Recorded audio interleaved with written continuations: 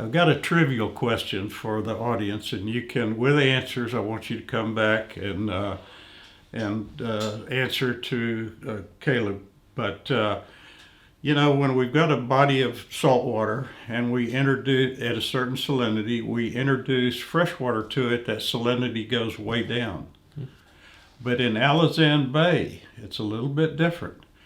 We have high salinity way up to all the way to the fence in Alizan, and when it rains, big rains, that floods down into Alizan Bay, and rather than the salinity going down, the salinity rises dramatically.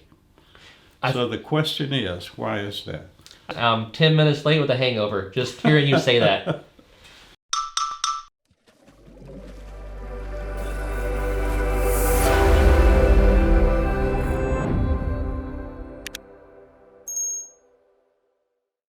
All right, we're on our third week of talking about the freeze and the kill and what wasn't killed and all that stuff. And I'm trying to bring it all full circle and wrap it up. Today I have with me Dr. David McKee. Dr. McKee is a retired professor of marine biology.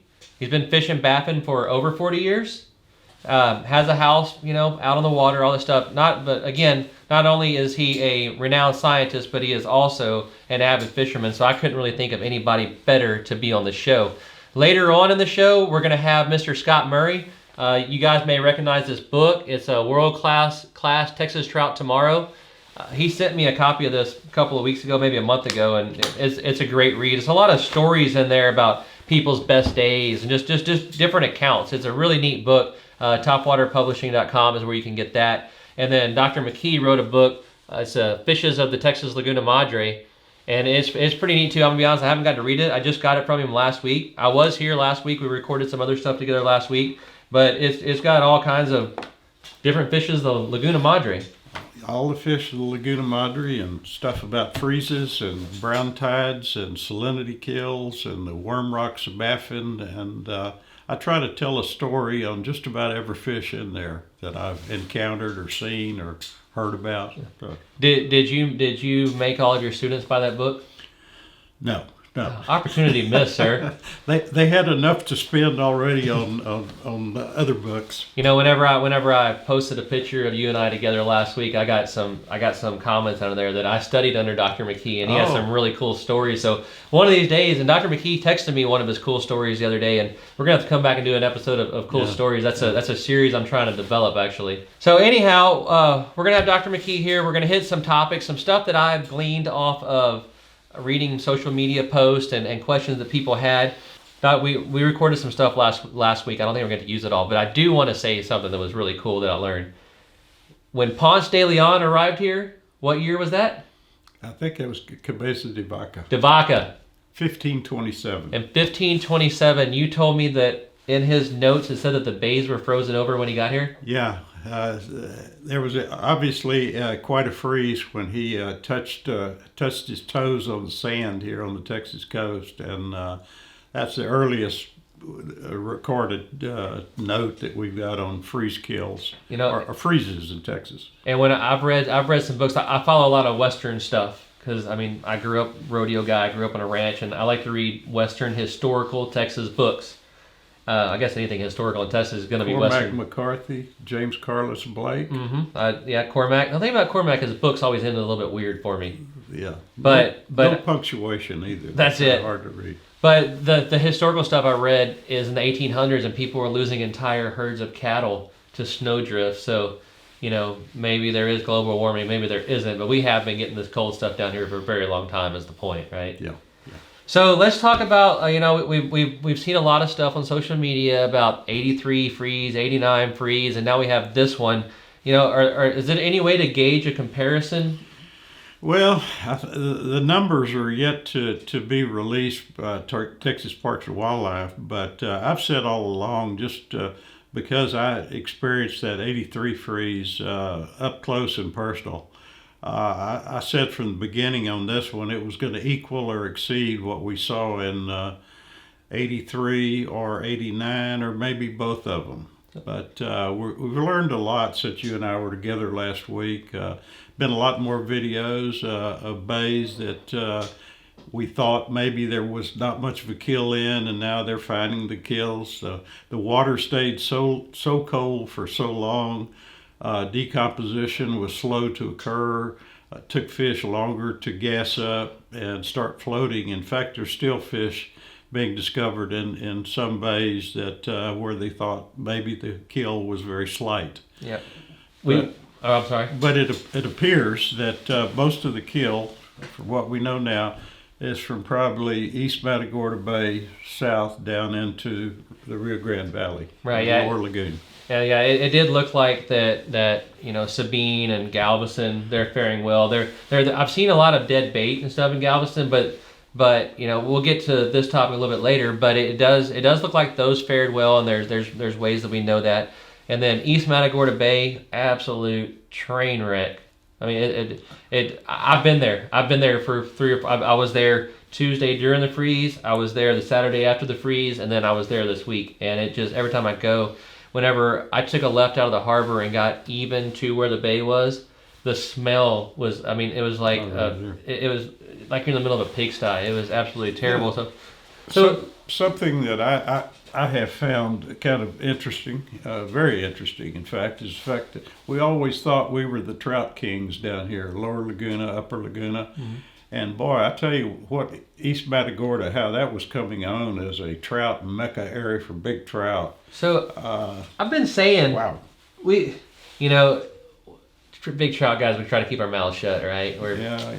Lockjaw. But then when I get on my redfish side, then I'll tell stories. But I did notice that, East Matagorda has always been known for pretty big trout. But I've been fishing Baffin since, 2007, 2008, something like that. I've been down there and I've caught, several fish over 30. I think my heaviest fish ever came from Baffin. It was, I think, 9.5. Can't break that 10 mark, but it was 9.5. And what I saw happen, and it could be slightly controversial, but whenever the limit dropped to 5, is whenever you started seeing, and not right away, but within a couple of years, you started seeing East Matagorda Bay producing these big fish. And I would go to Baffin if I was fishing a tournament or fishing with friends. But whenever I made up my mind, I want to go catch a big fish, this is what I'm going to do for the next 4 or 5 days, I didn't feel like I needed to go to Baffin anymore. Mm-hmm. And we're seeing more and more. And even drifting out in the middle, we're seeing big fish, which was different than it was years ago. But there's several things that we could do a whole another episode on about that. But yeah, Matagorda, 10, 15, 20 that I have either my friends have picked up of trout over 10 pounds up to 11. Mm-hmm. And the 8s and the 9s. Pat Gardner, a friend of the show, he texted me after he saw all of it and said, I don't know how we don't go limit out every day and have an 8-pound trout as a bonus every day from what I've seen. I know. So we do know, and let me backtrack just a bit. In those 80s freezes, were there different areas that were impacted differently? Were there bays that were okay in the 80s freezes? Well, my focus was it's really about the same. I mean, Galveston had a big hit, where maybe not such a big hit this time, but most of my focus was down here in Upper Laguna Madre, okay. And it was widespread in the Laguna Madre. It appears to be very widespread in the Laguna Madre. But in Baffin, in the land cut specifically, what's different from 83 is in 83, those fish were from the north end of the land cut all the way through. This year, this freeze, most of the fish are not in the dead fish in the cut are in the lower end, southern end of the land cut. So I think what happened, we may have touched on this in the last podcast, but I think with the way that front came in slow and that water slowly cooled, all those fish in the upper northern end of the land cut just kept moving south as that water temperature chilled, and when they got to that lower lethal threshold down there, they just all expired, all died. So that was a big difference that I've seen. So they couldn't outrun us. They succumbed there at the bottom. I know that you had mentioned before, or maybe it was Wayne Davis maybe, where he had tagged a fish and then seen it dead later. And I think what I heard was that a trout, if it really wanted to, can move about 12 miles in a day. Yeah, that'd be a So by the Unbelievable, yeah. so if they're trying to get from the top of the land cut to the bottom of the land cut, and the time it took to get cold, by the time they get down there, they're probably kind of tired anyway. Yeah. So then when can we expect to see the real impact? Because we did, I had a captain go out on my first video and look at Baffin, and he said everything looks good. Or he said a little bit of dead, but he doesn't see much dead yet. He didn't really use the term looks good, but didn't see much. And then in the second one, we talked to Mr. Webb, and he said he's seeing more and more. And then as we see social media ramp up, we're seeing Baffin to be looking a little bit worse and a little bit worse. And Dr. McKee and I both want to be clear. We're not saying that every fish out there is dead. We're just trying to gauge how many it is before Parks and Wildlife, they go and take their surveys. We're just trying to forecast, what could it be? Yeah, well, as we said earlier, what's encouraging to me is even in the bays that have had some of the worst kills from this freeze, people are still seeing little pods of fish, little rat reds, mullet, silver sides, things like that are alive. So, we've got fish out there, but we've lost a lot of fish. Yeah, so again, we're not saying that entire bays are wiped out. Me, myself, seeing East Matagorda Bay, I felt confident in saying that 90% of them aren't going to make it, didn't make it. But there are bays like Baffin where they had deep water and shallow water where maybe, and then they have the big flats. They have the meadows and the badlands and all that where maybe those fish are on that diet and they're blowing across. Yeah. So it's hard to forecast it just yet. But when we were talking about the show, Mr. McKee brought up, the silver linings of it, and that's what he said is that, there still are people being able to go out and catch fish, and those fish are able to reproduce, if we let them go. They're able to spawn. They're able to, I've been told multiple times that trout are prolific breeders, and that they can bring it back if we give them a chance to. And that's something that Dr. McKee, citizen science, I believe you called it. Absolutely. I think it's really something that the Hart Research Institute has adopted. Mike Wett's using hardcore anglers down in Baffin to collect water samples on sewage outflow, brown tide, so forth. Greg Steins over at Hart is doing the same thing with rod and reel, bringing in the guide industry to what are you catching? How are you catching it? What are the numbers like? So I'm really excited to see this. It's long overdue to bring in the people that are on the water every day that don't have an agenda. They want the facts. They're going to turn in good information. It's absolutely wonderful. Yeah. And so Dr. Stuns did an interview with Wayne Davis. It's over on Mr. Davis's Facebook page. It was a great interview. I've watched it 3 times. So if you watch this and you care about this and maybe fill some gaps that maybe we didn't get to, then that's a great one to be at. And another thing that Dr. Stuns, I think he was using was a hook and line research they're sending people out people out there fishing and they're reporting back, similar to Dr. McKee. They're using us to get data to try to figure things out. One thing that we were worried about a little bit earlier in the week, Dr. McKee, is whenever I was here last Thursday, we talked about the brown tide, and you were telling me that it can result from a decomposition of the fish, which puts nutrients in the water, which can make a bad plankton. And be darned if the next day I didn't get calls from Matagorda saying that there's some brown stuff coming up out of the harbor. But since then, we went and checked it out, and I didn't see any there. And then you said they had tested for it in Mansfield as well? Yeah. Well, maybe I was confused. Maybe that was the harbor there at Matagorda. Did they? But a water sample was collected, and it was deemed to be non-brown tidal. That's good news. And then you were saying that maybe it was the colder water temperature held it out for us. It's a little early for something like that. I mean, by gosh, we still got water. I don't know what the bay water temperatures are now, but it's far below where a brown tide or a red tide, which is going to be occurring in the Gulf, could possibly rear up their ugly heads. So I made a pretty long run yesterday, and I saw anywhere from 51 to 67 in the bays. That's about where it's at. And oddly enough, the 51 and the 67 were almost right beside each other. So So I found that a little bit different. So we're going to move on to an interview where Mr. Murray has joined us, and we're talking about what can we do better. How can we make this? How can we come together and make this better? And before we go, it leads me to one thing that I've really been seeing on social media a lot, and I've never been a guy that was all about the popular opinion. I'm gonna stand up for what I think is right, and if somebody else has their opinion, that's fine. Good for them. I'm not gonna hate you over it. But the stuff I'm seeing is we don't need to worry about taking a bunch of fish out of the bay because Texas Parks and Wildlife hasn't asked us to. The reason that myself and Dr. McKee are merely just talking about what has been seen and what we think could be is because Parks and Wildlife, they have the final say on that, and they're going to run their gill nets in April and May. They start their sampling, yes. April to do their bag sighting, their gill netting, so forth, and right. So we're going to see what our up and comers are going to be looking like, if what we've got. So they're going to be the guys that go out and run the gill nets, and at that point is when they're going to tell you or me or whoever that we're dropping the limit or we're leaving it alone. It's fine. If you want to catch them, catch them. That's when they're going to tell us that.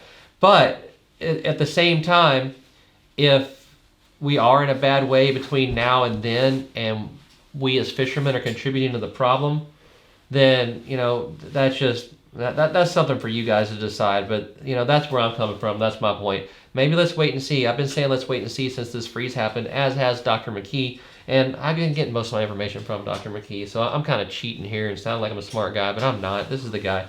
But we're going to move on to having Mr. Murray in here and talk about what we can do to move forward. Aside from the CCA not even being around in the 80s freezes, which the CCA was formed after that, but...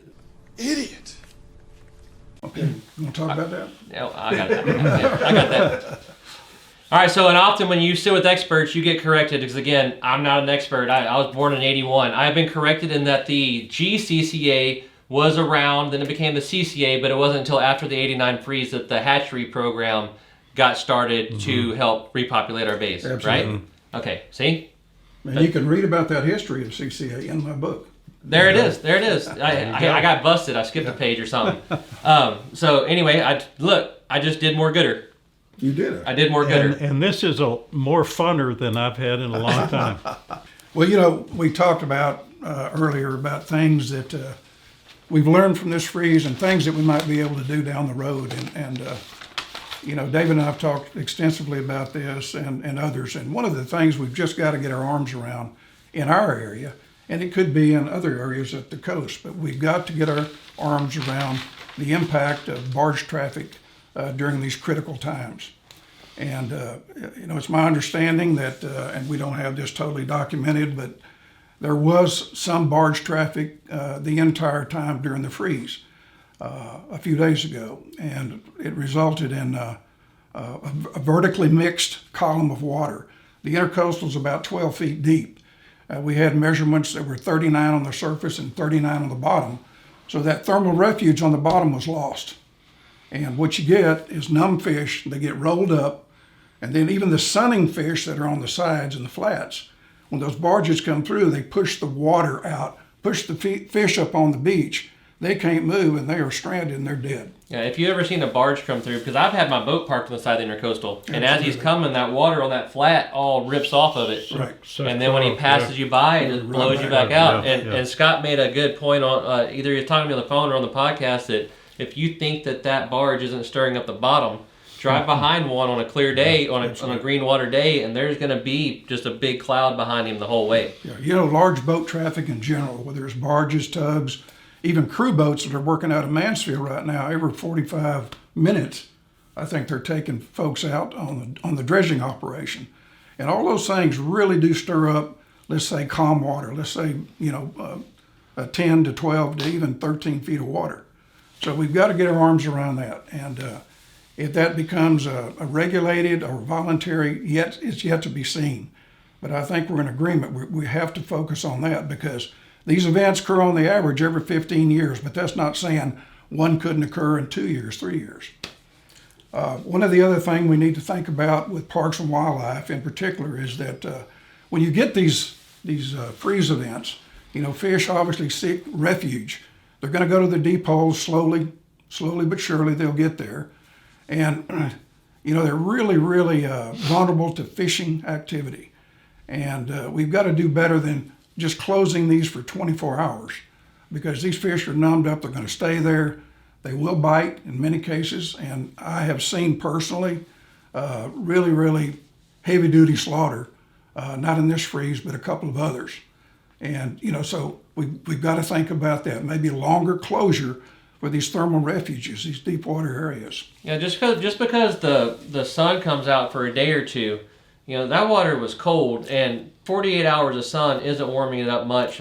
Again, I keep bringing up Scott, but we visited, and just 6 or 8 days after the freeze went away, Matagorda was still sitting at 55 degrees. Yeah. I had a friend of mine go out maybe 4 or 5 days after the freeze, and he went up in some really deep water. And he told me, he said, I made a couple of casts just to see if there was even anything there. And he said he caught a 14-inch redfish, and when it came up, it still felt like a block of ice in his hand. And he said that the fish, he said, and again, I don't know the science on it, but he said the fish it was squishy. It just felt unhealthy. And he turned it back and put his boat back in the trailer and went home.